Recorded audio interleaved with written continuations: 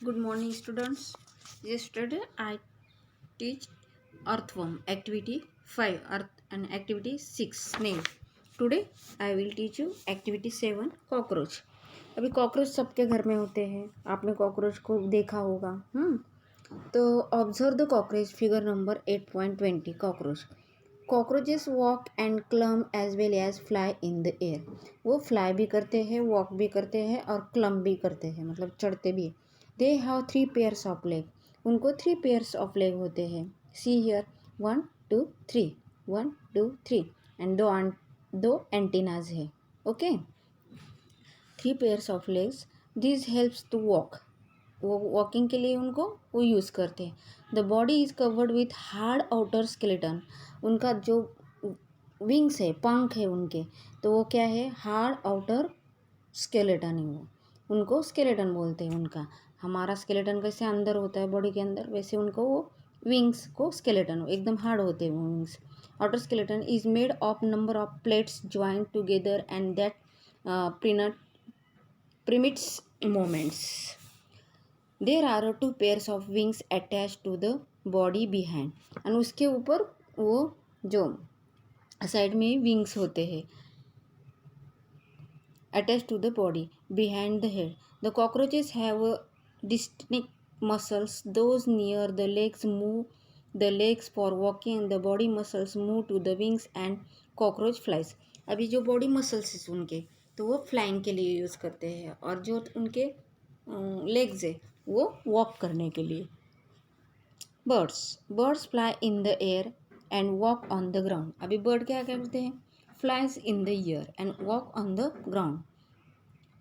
Some birds like ducks and swans also swim in water. कोई कोई birds ऐसे होते हैं वो पानी में भी रहते हैं और ज़मीन में भी रहते हैं, जैसे कि sworn and duck.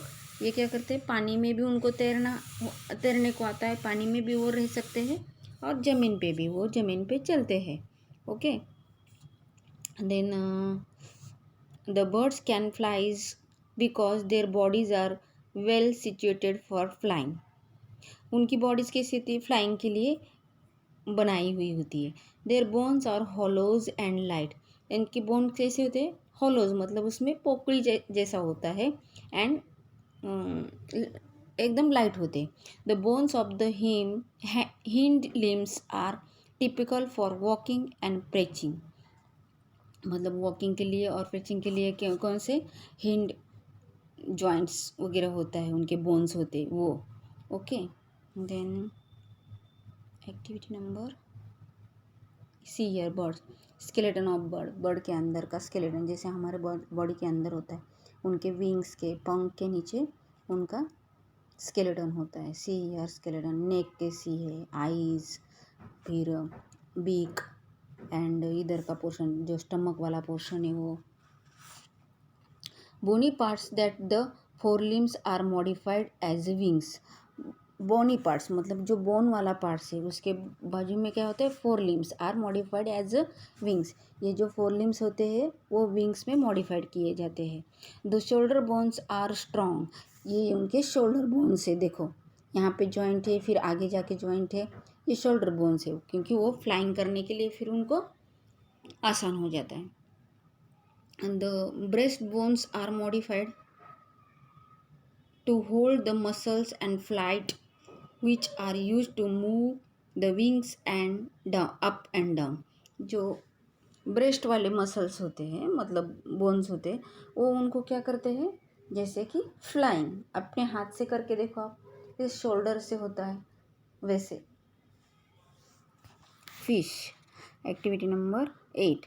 Make the paper boat, put in the water and push the one narrow end pointing forward. Figure number 8.22 A and B. Flying with boats. अभी ये बोट का शेप कैसा है, मछली जैसा है, फिश जैसा है ना. फिश जैसी बॉडी होती है बोट की भी. तो वो तैरने में मतलब नैरो ऐसी, तो वो तैरने में आसान हो जाती है. Did go into the water easily. मतलब पानी में जाने में उनको ईजिली वो जा सकते हैं. Now hold the boat sideways and push into the water. अब बोट को क्या करना है, साइडवेज में होल्ड करना है, देन पुश करना है. तो पुश करने के बाद वो पानी में तैर जाएगी. Are you able to make the boat move in water when you push it from these sides? Okay, see here picture.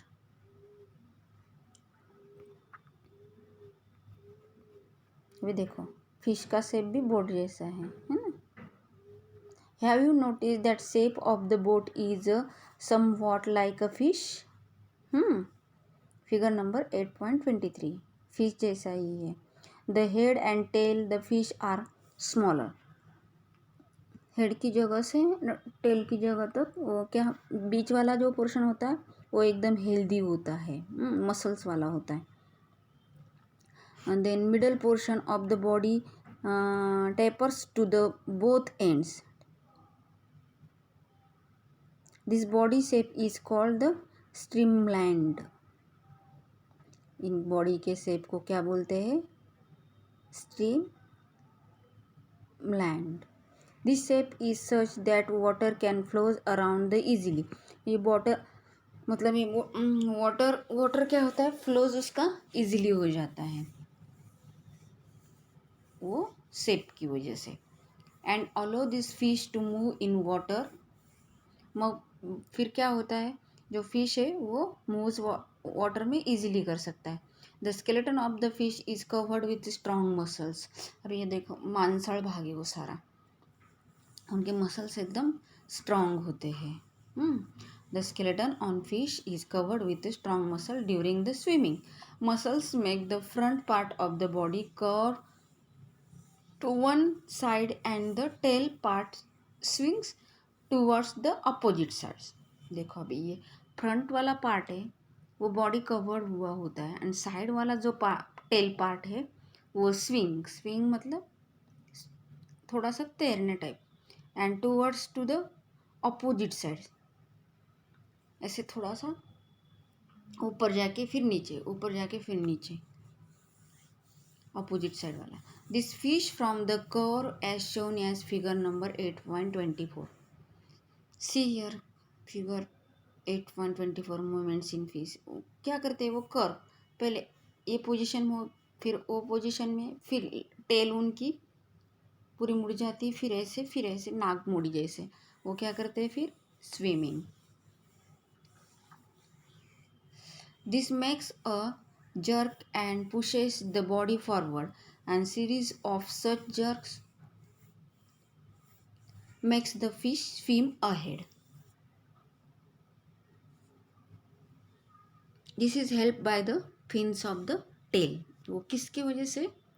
Tell की वजह से. वो टेल में फिन्स होते हैं वो उसकी वजह से स्विम करने में उनको आसान हो जाता है, आसानी से वो स्विम कर सकते हैं. Fishes also have other fins to their body which mainly help to keep the balance of the body. अभी दूसरे भी फिन्स होते हैं बॉडी में, उसके फिन्स वो अपने बॉडी को बैलेंस करने के लिए होते हैं. आगे वाले जो फिन्स है ना 1 2 3 4 ये फिगर में दिखाती हूँ आपको. देखो ये जो फिन्स है वो बॉडी को बैलेंस करते हैं.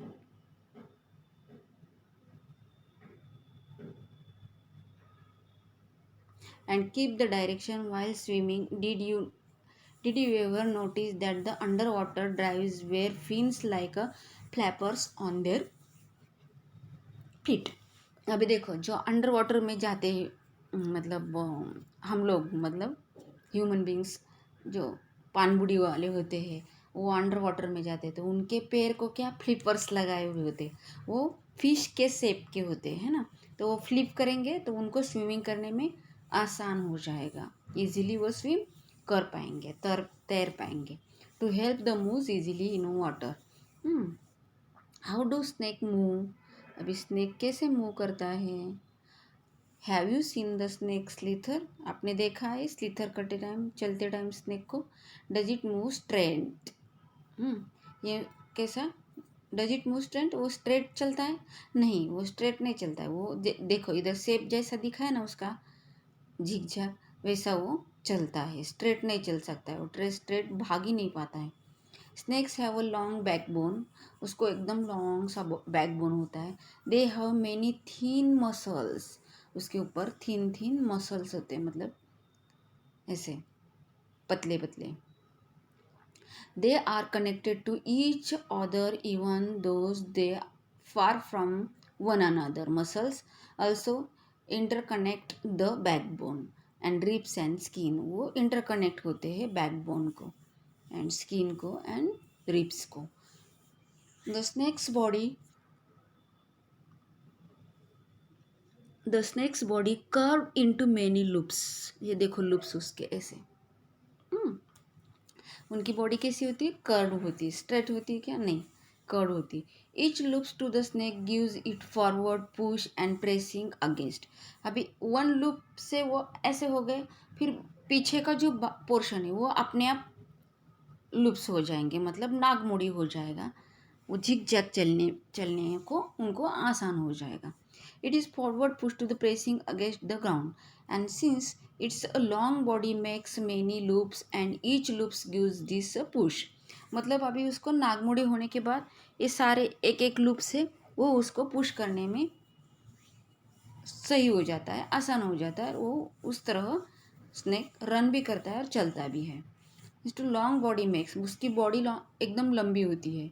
छोटे हो तो भी वो लुप्स करके चलते हैं और बड़े हो तो भी वो मतलब जिगजैगी चलेंगे, क्योंकि उनकी बॉडी स्ट्रेट नहीं होती है, जिगजैगी रहती है.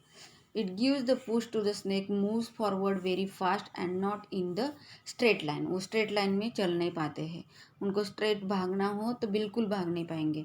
जब सपोज बाय चांस आप ऐसा समझो कि आपके पीछे स्नेक लगा है, तो आप क्या करोगे? स्ट्रेट भागोगे तो वो आपको कवर नहीं कर पाएगा. और जब आप नागबुड़ी मतलब स्नेक जैसे भागोगे तो स्नेक आपको जल्दी पकड़ जाएगा और आप स्ट्रेट में ज़्यादा डिस्टेंस भाग पाओगे.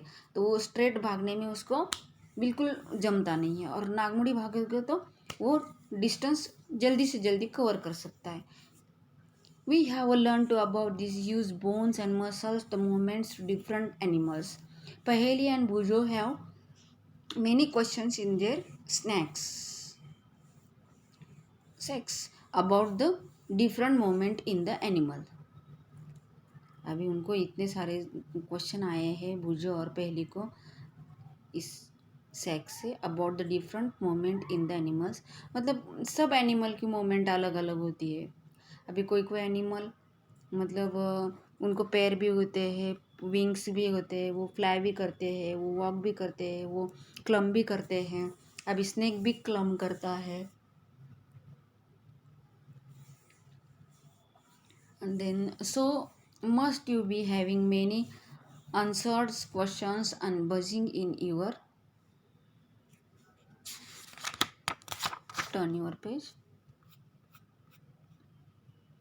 Buzzing in your minds. आपके माइंड में वो बजने लगेगी, मतलब इतने सारे क्वेश्चंस आएंगे आपके माइंड में. The ancient Greek philosophers Aristotle in the book gent of animals asked himself this questions. ये एस्ट्रोल नाम का एक फिलोसोफर था, ग्रीक मतलब ग्रीक देश का. तो वो उसको गेंट of animals asked himself to the questions. उन्होंने खुद के लिए वो क्वेश्चंस किए थे. Why do different animals have a body parts. क्यों डिफरेंट एनिमल्स को बॉडी पार्ट्स होते हैं. They do have how to this body parts help animal. और ये बॉडी पार्ट एनिमल को कैसे हेल्प करते हैं. These body parts helps animal to move the way they do. What are the similarities and difference in these body parts and different and between different animal. अभी सब animal के अलग अलग body parts होते हैं. वो मतलब क्यों डिफरेंस होते हैं और क्यों ऐसे होता है, और उनकी बॉडी के मतलब उनका बॉडी का आकार क्यों ऐसा होता है. उसको lot of questions in her mind. How many bodies parts is needed by different animals for moving from place to place. कितने सारे मतलब ऐसे है कि वो बॉडी पार्ट्स मूव करने में यहाँ से वहाँ. Why two legs are humans and four cows and buffaloes. फिर उसको माइंड में आता है कि ह्यूमन को दो ही है और काऊ बफेलोज एनिमल है उनको फोर है, ऐसा क्यों. Many animals seems to the having two even numbers of legs. अभी मेनी एनिमल्स मतलब बहुत सारे एनिमल्स है कि उनको इवन नंबर्स पे, जैसे कि 2 इवन नंबर है, 4 इवन नंबर है, ऐसे ही पेयर होते हैं। 5 पेयर देखे क्या? नहीं, 6 होते हैं। इंसेक्ट को 6 मतलब इवन नंबर ही क्यों होता है? Why is the behind of your legs different from that our arms? वो पैर हमारे आर्म से क्यों डिफरेंट होते हैं? So many questions and perhaps we have looked at some answers through the activities in this chapter and we need to look for many more answers. Okay, देखो अभी yoga for better health. Yoga करोगे तो आपकी health better रहेगी, अच्छी रहेगी। Yoga is invaluable gift of the ancient Indian tradition. The United Nations declared 21 June in the International Day. Yoga day, अभी international yoga day चला गया जून महीने में। हम तब योगा करते हैं, हमारे स्कूल में भी योगा करवाते हैं, है ना, उस दिन। Yoga keeps a persons health, it helps in the keeping the backbone erect. मतलब हमारा जो बैकबोन है वो एकदम अच्छा रहता है योगा करने से। इरेक्ट मतलब straight, enabling the seat straight and not slouch. जैसे कि आपको बैठना है तो आपको कभी भी अच्छी तरह से स्ट्रेट बैठना है, स्ट्रेट चलना है, ऐसे झुक के मत चलो, झुक के मत बैठो, तो आपकी बॉडी को मतलब तकलीफ होगी, आपके बोन्स कमज़ोर हो जाएंगे, आप ऐसे झुक जाओगे। तो आपको कभी भी स्ट्रेट बैठना है, स्ट्रेट चलना है। Knees always keep on straight, मतलब नीज़ आप स्ट्रेट रखोगे तो आपको ज़्यादा तकलीफ नहीं होगी। आप झुक जाओगे, बेंड हो जाओगे तो आपके नी में मतलब पेन होगा। Enabling to the seat straight. Okay, always ma'am बोलती है आपको, बेंच पे आप ऐसे झुक के बैठते हो तो don't slap, don't sleep on bench, है ना। आपको मैम ऑलवेज कहती कि सिट स्ट्रेट, है ना। तो आपको सीधा बैठना है, ऐसे टेढ़े मेढ़े नहीं बैठना है, या झुक के नहीं बैठना है, या बॉडी को बेंड नहीं करना है। Okay, it make the bone strong and help word of the osteoporosis. It also help in, छोटा कर देती हूँ मैं इसको, तकलीफ हो रही रीड करने में। Relieving joint pain which is mostly observe in elderly peoples. It turns all muscles in the body and keeps them active. जैसे कि हम डेली एक्सरसाइज करेंगे तो हमारे बोन एकदम मजबूत हो जाते हैं, स्ट्रांग हो जाते हैं, हमारी इम्यूनिटी पावर भी बढ़ती है और हमारा बॉडी का शेप भी अच्छा रहता है। हम बूढ़े हो गए तो भी मतलब एकदम ऐसे अच्छे लगते हैं, हम हमारे खुद काम कर सकते हैं, बीमार नहीं होते।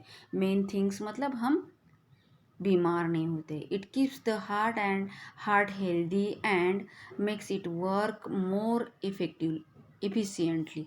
मतलब आपका हार्ट भी अच्छा रहेगा, आपका बैकबोन भी अच्छा रहेगा और आप जो भी वर्क करना है वो मतलब अच्छी तरह से करेगा और जितना करना है उतना ही कर पाओगे।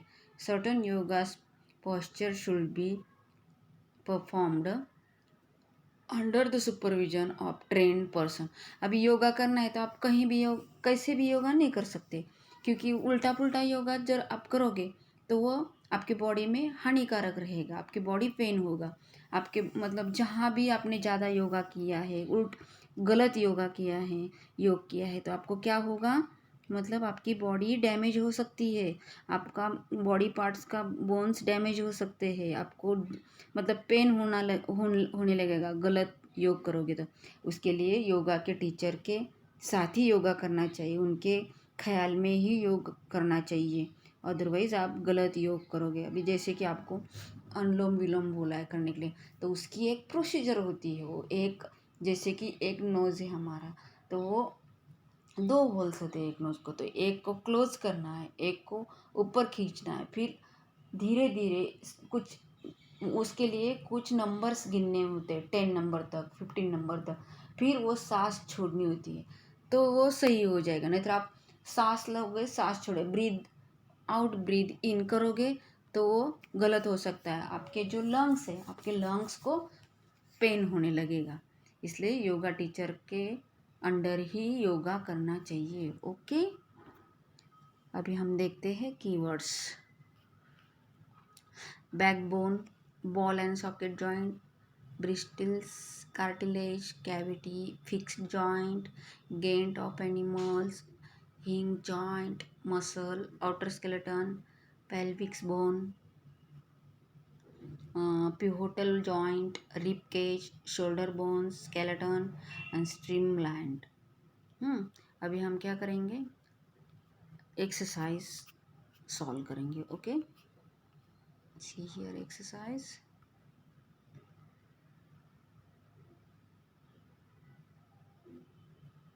फिलअप्स. अभी आपको आंसर देना है. Joint of the bones help in the dash of the body. Joints हमारे किस लिए होते हैं जॉइंट्स, क्या करते हैं जॉइंट्स बॉडी को. Joints of the bones helps in the dash of the body. जो हमारी हाथ की मूवमेंट है हम कैसे करते हैं, जॉइंट से. ये एल्बो से बेंड होता है, ऊपर होता है, अप पीछे होता है, शोल्डर से पूरा सर्कल में घूमता है. तो मोमेंट्स, वहाँ पे आंसर क्या आएगा, movements. A combination of bones and cartilage from the dash of the body. क्या आंसर आएगा, skeleton. A combination of bones, bones का combination and cartilage from the skeleton of the body. The bones at the elbow are joined by the dash joint, hinge joint. उधर answer क्या आएगा, hinge joint. The constructions of the dash pulls, कौन pull करेगा, muscles pulls in the bone during the movements. Okay, true false. अभी the movements and location of animals exactly the same होते हैं सब. The movement सबकी same होती है क्या, कोई फ्लाई करता है, कोई क्लम्ब करता है, कोई वॉक करता है, कोई स्विम करता है, तो डिफरेंट होती है, इसलिए ये क्या है, false. The cartilage are harder than bones. Cartilage hard होता है क्या, नहीं, बोन से सॉफ्ट होता है, तो false. The finger bones do not have joints. Wrong, finger bones को जॉइंट्स होते हैं. Then the forearms has two bones. Yes, forearms को टू बोन्स होते हैं. Cockroach have an outer skeleton. Cockroach को आउटर स्केलेटन होता है. Yes, correct. अभी अपर जॉ मैचिंग करना है. Upper jaw fish, ribs, snail and cockroach have fins on the body. Fins किसको होते हैं, फिश को, तो फिश को मैच करना है. हैज़ आउटर स्केलेटन, कॉकरोच को क्या होता है, आउटर स्केलेटन. रिब्स किसके होते हैं, रिब्स प्रोटेक्ट द हार्ट. जो पिंजरा है हमारा, छाती पे ऊपर जो पिंजरा, और बैकबोन का वर्टिब्रा, इसको जॉइंट एक पिंजरा टाइप, मतलब केज होता है ना. तो रिब्स उसको बोलते हैं, रिब्स की हड्डी है ना, बोलते हैं ना हम रिब्स की हड्डी. तो वो है, क्या करता है वो, प्रोटेक्ट द हार्ट को प्रोटेक्ट करता है. स्नेल का क्या है, slow, very slow movement. Snail एकदम स्लो चलती है. And cockroach has an outer skeleton. Okay, अभी answer the following question. What is a ball and socket joint. Ball and socket joint को क्या बोलते हैं, the rounded end of the bone fits into the cavity. अभी ये जो rounded bones होता है, हमने पिक्चर में देखा था, हाँ, तो वो क्या करता है, फिक्स होता है कैविटी को.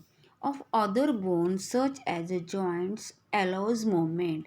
दूसरा बोन क्या करता है, फिर उसकी मूवमेंट्स करता है. इन ऑल डायरेक्शन, सभी डायरेक्शन को मूवमेंट हो जाती है. Which of the skull bones are movable. Which of the skull bone, अभी जो स्कल है हमारा, तो are movable. Yes, lower jaw, तो क्या है, लोअर जॉ उसका मूवेबल होता है. Why can your elbow not move backward. अभी हमारा जो एल्बो है वो बैक करके देखो, हो जाएगा क्या, नहीं.